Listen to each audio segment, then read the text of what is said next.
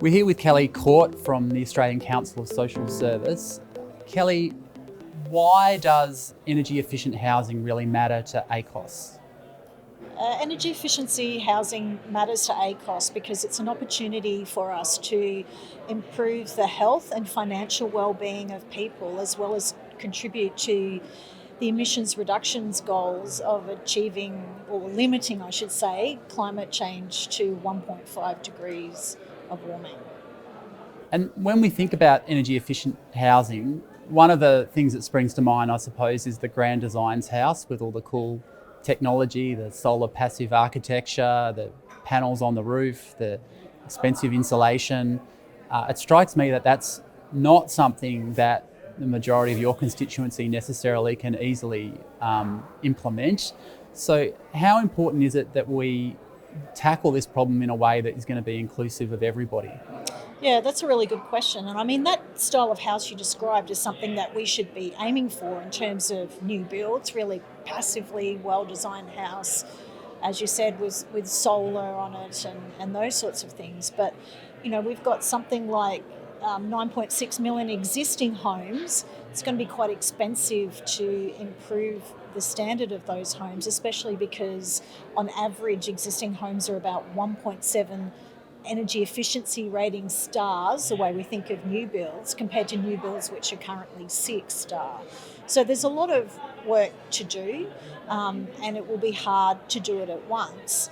And certainly as people renovate their homes, those that can afford it, they've got the opportunity to be able to do that. But for people on low income, especially renters, so people in public housing and community housing, or private rental in particular, they just don't have the choice to be able to improve the energy efficiency of their home. So we really need some sort of a program and regulation in place to be able to ensure that, you know, it's not just those people that can afford it and have the assets to be able to do it. And what do we know about the state of the homes of the people that you mostly represent? And also, I guess, the amount of their income or the amount of their finances that they're spending on energy relative to other people? Yeah, so one of the problems in Australia is we have really poor data about the state of homes. So anecdotally, we know that people on low income probably live in the most least efficient homes. We do know that people on low income spend 4 times the amount of their income on energy compared to someone on a high income. And we do know that people on low incomes are often either depriving themselves of energy because they can't afford their energy bills, and that's making them sick. Or they're paying their bills, but they're going without other things like food or medicine or education opportunities for their kids. So it's a real dilemma for people on low income. And ACOS with the Brotherhood of St. Lawrence did some research a few years ago that showed that energy efficiency improvements in home can have one of the greatest impacts in terms of reducing energy bills for people on low income. And so obviously there's an emissions gain or emissions reduction that we get from doing this, and that's a really good reason for doing it and really important as we strive to be a net zero economy. But there are other gains as well, it strikes me, for people living in these kinds of energy efficient homes. And how does that play out, and what part of the calculation does that form for you guys? Yeah, so I mean, one of the most obvious that I've sort of alluded to is reducing energy bills. So if you can improve the energy efficiency of the home and the energy productivity, then you can significantly reduce bills. And, you know, there's a lot of research that's talking about $1,000 a year, and that's ongoing investment that people can spend in other ways on their family, on their health, and on their well-being. You talked about 10 million homes, I think. That's a huge number, and sometimes the size of the challenge can feel very daunting. How do we go about starting to eat the elephant? Where would we start if you were in charge in terms of retrofitting the homes around Australia? Where can we make the biggest impact right off the bat? Yeah, so I mean, the first thing to say is that it is a big challenge and we need to do it quickly. Yeah, so we do need to reduce emissions. Households will make a significant contribution to that. And if we want to limit global warming to 1.5 degrees, then we should be aiming for net zero emissions by 2035 and zero emissions energy sector well before 2035. So we've got no time to lose. And when we're asked that question, it's a big challenge. Where do we start? Where do we, start with the supply chain and training of people? What we're advocating for is let's start with the people with the least. Let's invest in improving the energy efficiency of public and community housing, of low-income homeowners and low-income rental properties. That way, we're helping the most vulnerable people in our society improve their health, improve their financial well-being, and then, we're getting our supply chain, we're training the skills, and it just makes a lot of sense. One of the things that we here as a consumer organisation sometimes argued against this sort of change is that consumers don't want it, that there's no demand for it. So how do we sort of stimulate that demand? How do we get more people to understand what the benefits of energy efficient housing are? Because some of them are a little bit hidden. If you put insulation in your walls, it's not as visible as putting solar panels on your roof, for example. What do you think needs to happen to really sort of stimulate the idea that this is something that people would want to do, that people see their neighbours doing, that people feel is a journey that they want to be on? Yeah, it's an interesting question. I think the answer's twofold. I think sometimes we actually need to regulate. So in terms of rental properties, we're never going to get that many landlords investing off their own hat to improve the energy efficiency of homes. So that's where we really do need regulation. So mandatory energy efficiency standards are really important there.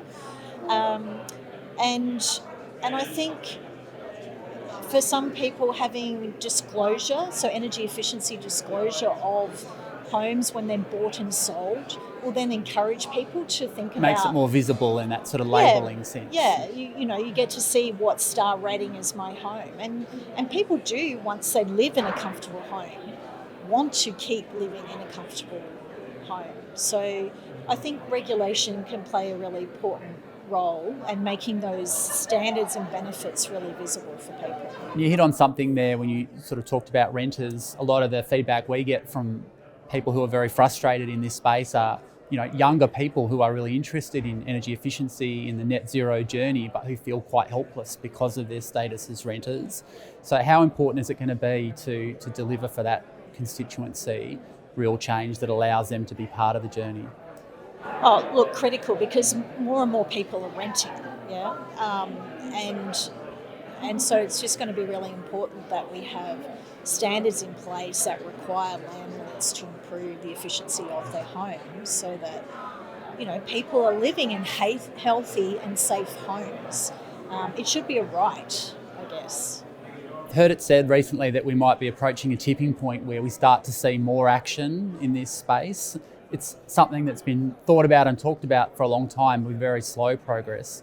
How optimistic are you that this is going to be the next sort of frontier where we start to see real breakthroughs and Australia really moving forward in this space?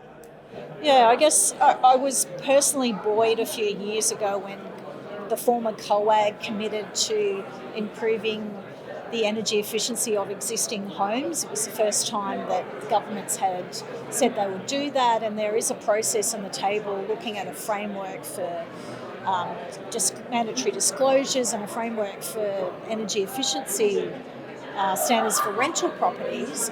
But the process has been really slow. And I guess what's even more concern is, while governments are committed to developing the frameworks, with the exception of Victoria and ACT, none of the other jurisdictions have actually committed to implementing these. And we really need governments to step up and say, we will do it. I honestly can't see how they'll achieve their emission reductions without really taking energy efficiency serious. Certainly not in a way that creates affordable energy that people can actually sort of the consumers can come along for the ride and not have to pay extra money. Yeah, and you just can't leave it up to the market and people to make the decision. It's too slow a process. You really need to regulate and incentivise. We're not opposed to incentives. And then for those people with the least, governments really need to be paying to improve that. But, they get their money back in terms of savings of health budgets, job creation, and addressing poverty and inequality. And that's both the challenge and the opportunity of this, isn't it? That it sort of involves so many overlapping things. It's not just an energy system problem. This involves the building sector, this involves transport, planning. It requires a lot of people to come together to get action on it. Are you starting to see those sort of collaborations forming, do you think? Oh, there's certainly a lot of interest and certainly ACOS is part of the Healthy and Affordable Homes Alliance, which has Property Council, Energy Efficiency Council, the social sector, consumer groups, the environment sector. So there's a lot of sectors and groups that really want this to happen. We really just need governments to step it up, I think, at this stage. Well, hopefully we see some more action in that space soon, and thanks very much for joining us today. Yeah, my pleasure. Thanks.